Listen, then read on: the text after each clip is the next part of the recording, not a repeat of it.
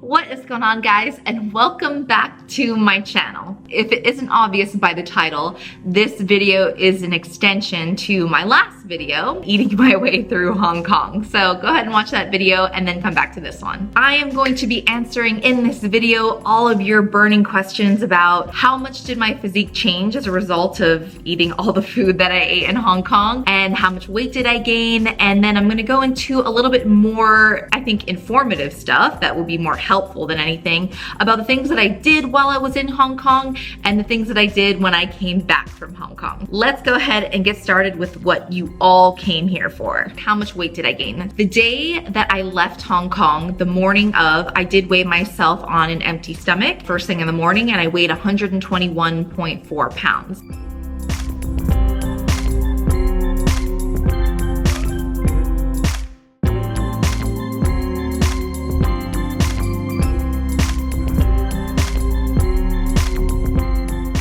The day that I came home from Hong Kong, it was like late in the evening, so I waited until the following morning to weigh myself on an empty stomach, and I weighed in at 123 pounds on the dot. So by the weight on the scale, I gained about 1.5 pounds, which was pretty shocking, but I'll get into why I think it was as little as it was in a little bit, so stay tuned.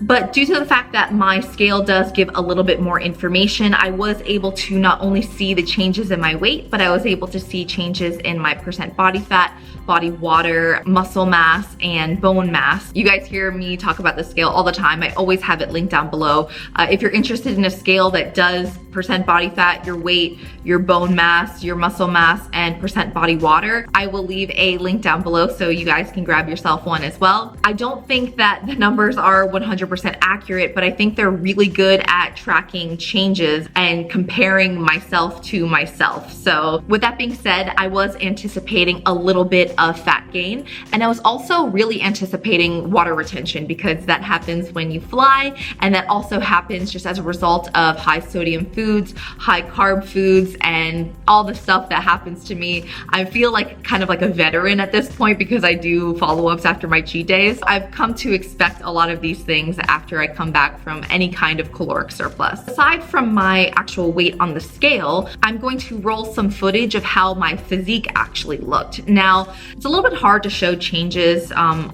like via camera to my physique, especially really subtle changes. When I have a cheat day, those are not so subtle, so you can kind of see the changes on camera, but these changes were a little bit more subtle. I personally felt my physique did not look great when I came back. It could be in part to the fact that I was extremely pale, so I needed to get a fake tan, which I do the next day, which you'll see in a moment, but I really needed a tan. That solves all problems. Not only that, like, I felt really, if for the lack of better terms, soft or mushy, and I felt really tired. I felt extremely jet lagged, but I also did a 2-day follow-up. I did weigh myself, and after a day of just like normal eating, I was able to get my weight relatively close to the weight that I was when I left. So 121.4.6 pounds or something like that. This is like clockwork. Like, my cheat days takes me roughly 2 days to kind of, after like normal eating and training, is to get my body back to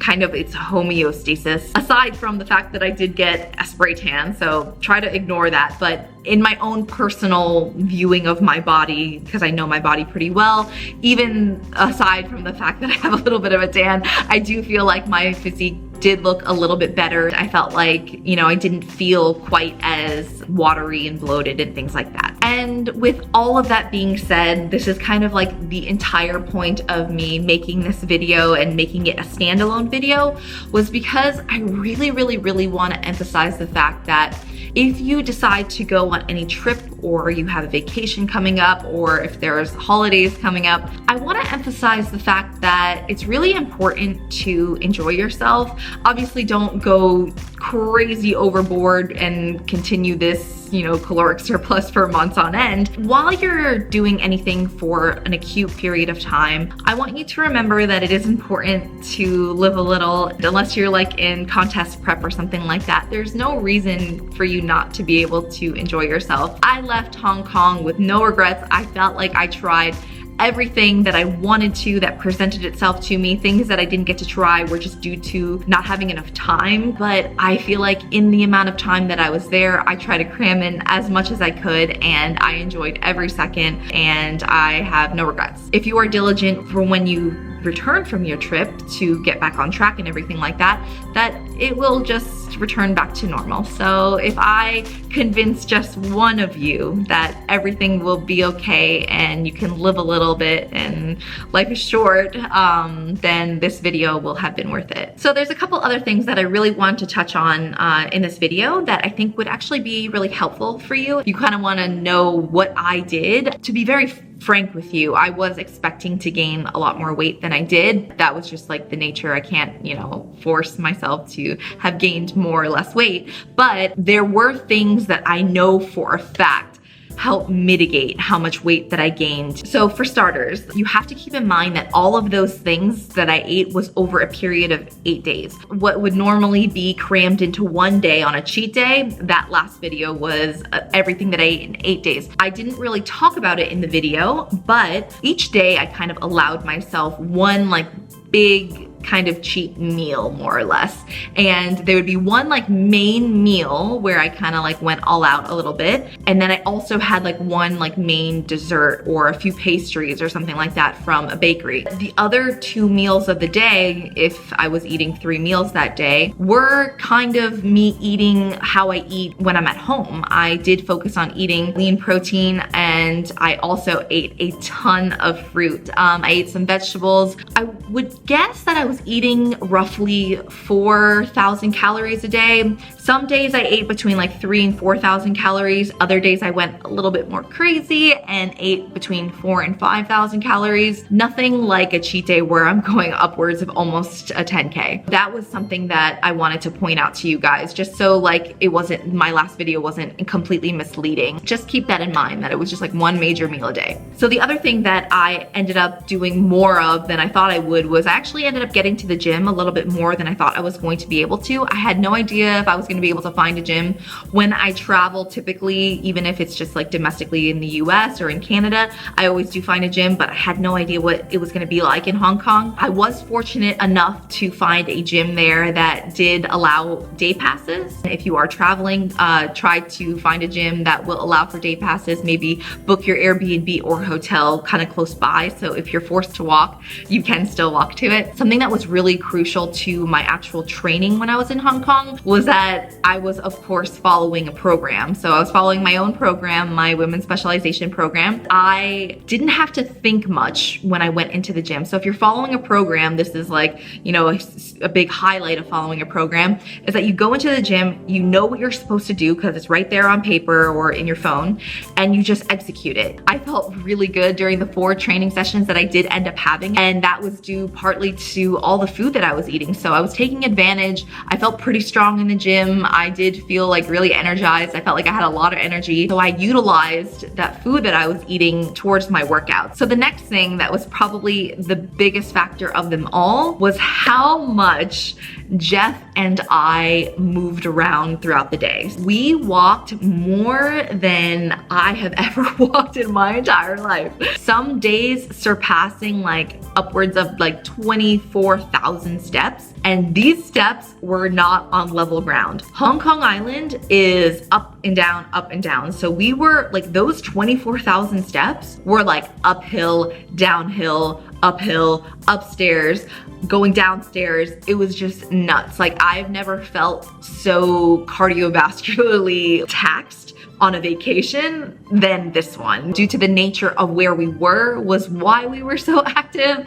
But I encourage you, if you do go on any kind of trip, to try to be as active as possible. So just to put in perspective, I gained a little bit of weight, but Jeff was equally like YOLOing this trip. He ate whatever he wanted the entire trip. He ate everything that I ate basically, and he lost weight on this trip. That was huge. I think that mitigated most of the weight that I probably would have gained otherwise. And last but not least, I do want to briefly touch on the few things that I did when I did get home. Number 1, if you do see any kind of weight gain as a result of going on a trip, do not not panic. Number 2, do not restrict calories. I would say restrict eating more junk food, but I wouldn't restrict trying to like hold back on your normal eating behavior. So I just focused on eating lean protein, protein shakes included, because when we got back we had no groceries. And I also focused on eating like fruits and vegetables, just like whole foods and good like carb sources. I ate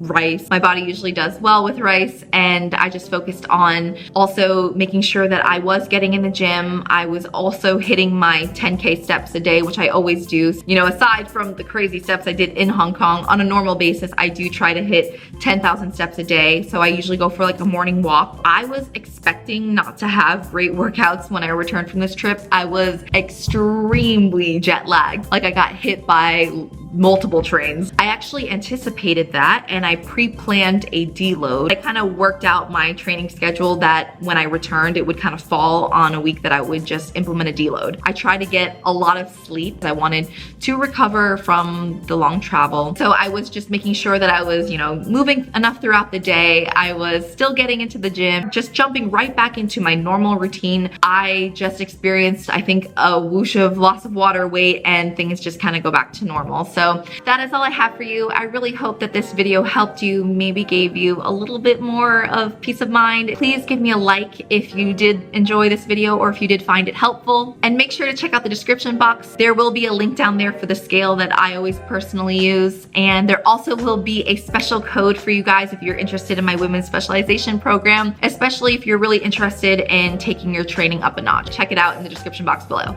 I seriously love you guys so much. Thank you so much for all of the positive feedback. You guys are seriously the best. And I will see you in a video really soon. I love you. Mwah. Bye.